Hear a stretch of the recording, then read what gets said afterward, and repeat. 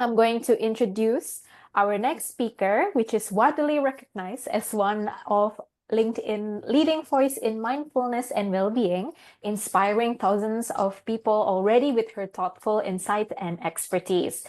That's right. Leading us through this final discussion is Ms. Ratna Juwita, the founder and CEO of the Mind Jam. Ratna Juwita is a well-being strategist, a TEDx speaker, and a LinkedIn top voice, specializing in personal branding and well-being. Her expertise extend to stress management, mindfulness, and resilience training, including her work as a certified Lego serious play facilitator. I also play Lego, so I'm very excited to hear the session. So we are truly privileged to have her share her insights on this important session. And please welcome Ms. Ratna Juwita. Give a warm welcome, everyone. Thank you so much, Leika. And a very good afternoon to each and every one of you. It's amazing to be here, and I see a few familiar faces. So thank you so much for being here. So, wow, you have been hearing about, AI, security, digital risk, data governance, right? So, while AI and data protections ensure our systems stay resilient, our job as human is to really protect our most valuable system, which is ourselves. So this digital resilience is not just about cybersecurity. It's really about, managing emotional, mental, and even physical resilience in a world that never locks off. And the good news is that unlike AI, you don't need an update every few months to upgrade your resilience. You just need a few mindful strategies to implement in each and every of our daily lives. So in our hyper-connected, fast-paced digital age, the very tools that empower us can also overwhelm us at the same time. Many of us live in a constant response mode, be it email, deadlines, AI, and the desire to have a work-life balance. Does it even exist? Well, today I want to share practical strategies to help all of us not just survive, but also thrive in this digital era. And these strategies are basically rooted in resilience and well-being, two pillars, critical pillars that can help you to sustain your success in the long term. So let's explore them together. All right. So maybe just to give you a bit of introduction, if you heard me for the first time, my name is what's wrong? All right, I'm the founder of the Mind Jam. We are a mission-driven learning and development organizations where we empower people and organizations to shine at work and in life, be it to well-being as well as personal branding. I spoke on TEDx. I also co-authored the book Women Empowered, Licensed NLP Practitioners, Team Psychological Safety for SEAL, Certified Traits Emotional Intelligence for SEAL, as well as Advanced Certificate in Training and Assessment, ECTRA Trainer, and Certified Lego Series Play Facilitators, as well as a LinkedIn Top Voice.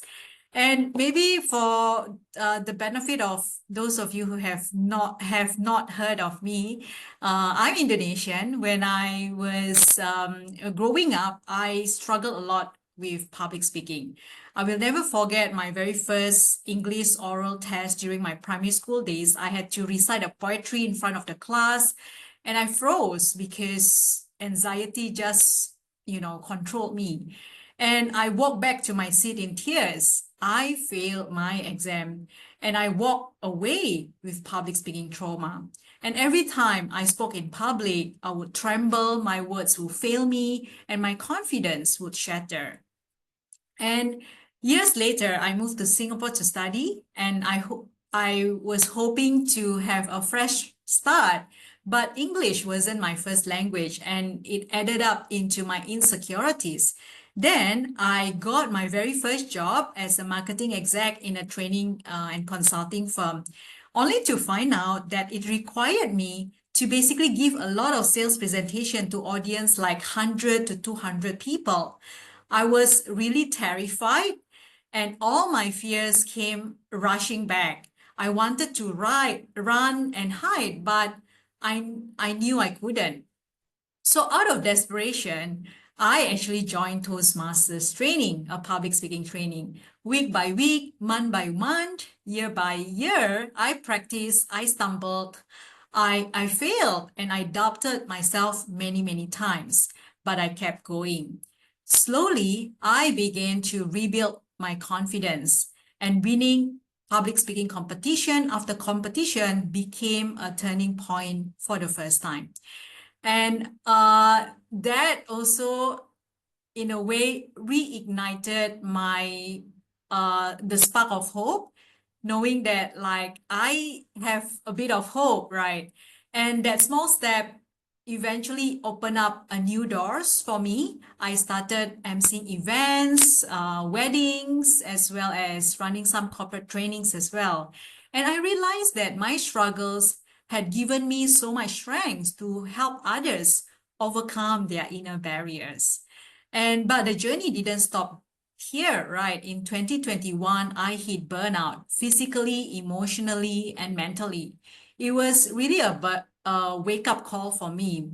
And I learned that, resilience and well-being are not just tools to overcome anxiety and fear. They are really essential tools for basically navigating our life challenges, right? Don't talk about Gen AI or risks and cybersecurity and all that if our well-being and all that is not being well taken care of. So there's a reason why prioritizing it is a very important tools for our lives so that we can also, protect ourselves from any kind of, and any kind of like danger or threat or even fear and anxiety to be able to also thrive in our life as well as at work too. So, and through this journey, right, I find my calling to basically empower others in elevating their well-being and building resilience. So today, I basically use these lessons to help others thrive in our fast-paced digital world. So now I basically run a training and facilitate conversations in the areas that are really close to my heart: well-being, personal branding, and personal development. So the truth is that we all basically face stress, fear, and doubt many times in our life, right? But through resilience and well-being, we can basically turn those challenges into opportunities for our growth.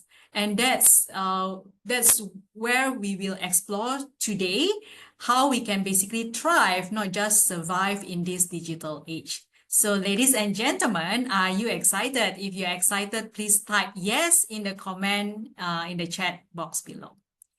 So and one of the, and of course, after that journey that I went through myself, I was basically being featured by the Neo magazine as well, and interviewed twice by Channel News Asia, and spoke on TEDx as well. It was really like a dream came true for me. So today, what we are going to cover is really about the three areas. The first one is the practical strategies to enhance your well-being. And then second one is understanding stress and shifting mindset. Last but not least is to build resilience with PERMA-V, as well as how you can basically build a digital resilience. So let's dive into it. So one of the way to basically enhance your well-being is to really prioritize your self-care, right? Is through simple things like exercise regularly, sleep 7 to 8 hours, eat nutritious food, drink enough water, as well as practice mindfulness. And one of the key to my transformation from a very shy girl into basically now getting paid to speak was really the practice of mindfulness. And that's the reason why I wanted to share a little bit more about what mindfulness and how you can also tap into these powerful tools for your transformation and growth. So according to Dr. John Kabat-Zinn, mindfulness is basically paying attention in a particular way, on purpose, in the present moment, and without judgment. So let's explore maybe some people will think that like, oh, mindfulness is like a bit airy fairy kind of stuff, but it's actually not. A lot of science has proved the benefit of mindfulness. Let me just take you through into some of it. So this is the research by Dr. Sarah Lazar, who is the psychologist from Harvard University, where she actually bring a group of people who have not meditated before, and they basically are being divided into two groups. One group is being given an 8 weeks mindfulness program, and the other group is they just leave it alone. But before that, before the research begin, they actually being measured in terms of their brain scan before and after, right? Interestingly, after 8 weeks of mindfulness program, they see the control group who has been given 8 weeks mindfulness stress reduction program, their brain structure changes, which means that this part of the brain called prefrontal cortex, which is at this part. These are the part responsible for executive functions, which means that the part of our brain that is responsible for decision making, critical thinking, as well as emotional regulations thicken, which means that people who practice mindfulness will be able to make decision better, think critically, as well as manage their emotions better as well. And one of the part, which is the amygdala is actually our emergency response that is being triggered whenever there is any danger or threat presented. So this part of our brain called amygdala is shrink, which means that people are able not being triggered so easily, right? So that's basically the benefit of mindfulness in terms of enhancing our critical thinking, emotional regulations, as well as improving our decision. And the second, this is also some of the scientific benefit of mindfulness that is being done by so many researchers, from building our stronger immune system, lower blood pressure, heart rate, better sleep, as well as increased cognitive function, memory, quality of life, as well as in the areas of our work as well, in terms of enhancing collaboration, focus, creativity, and innovation. So with that, there is also two different types of mindfulness. The first one is dedicated practice, where you go to the gym, you actually build your body muscles. When you go practice mindfulness, you actually build your mind muscles. And the second part is integrated practice, where you actually incorporated mindfulness practice into your day-to-day activities. That is integrated practice of mindfulness. And so the integrated practice, you can basically practice mindfulness in your daily life, from eating to brushing your teeth to commuting, as well as to meeting. Instead of like going from one back-to-back meetings, how about just closing your eyes for about 1 minute and just to recalibrate your mind and help you to stay grounded, to be able to prepare for the next meeting as well. And Viktor Frankl said, between stimulus and response, there is a space. In that space is our response, is our power to choose our response. And in our response lies our growth and freedom. And basically, mindfulness helps us to create that space. And in that space, we have the power to choose our response. And that's the power of mindfulness. The second part is understanding stress and the stress mindset, and how you can basically shift the mindset so that we actually perceive stress as something that is actually good for our performance. Let's take a look at what's happened here. Stress is basically a change that causes physical, emotional, and psychological strain. It's basically our body response to anything that requires our attention or actions, right? So the impact of stress, a little bit stress is actually good for our performance, but too much stress can be overwhelming and also leading to fight and flight and freeze response. And that's the reason why we all want to also understand how we can shift the mindset. So this is some of the manifestation of stress. Whenever we feel stress, we experience this kind of like bodily sensations. And according to another research by Elia Crum and Ellen Langer from Stanford University, they actually did a study where they investigate how stress mindset, the belief about whether stress is enhancing or debilitating, affect our health, performance, and psychological outcomes. So a stress enhancing mindset is basically participants with a stress is enhancing mindset believe that stress had potential to improve their performance and productivity, leading to better health and work outcomes. And as compared to those participants who have a stress is debilitating mindset, they believe that stress has a negative effect. It leads to a poorer health as well as performance outcome.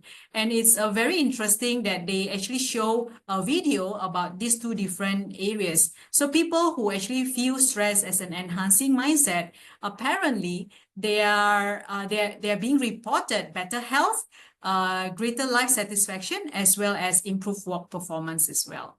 So that's basically how we can change our shift our stress mindset. Last but not least, building stress with PERMA-V.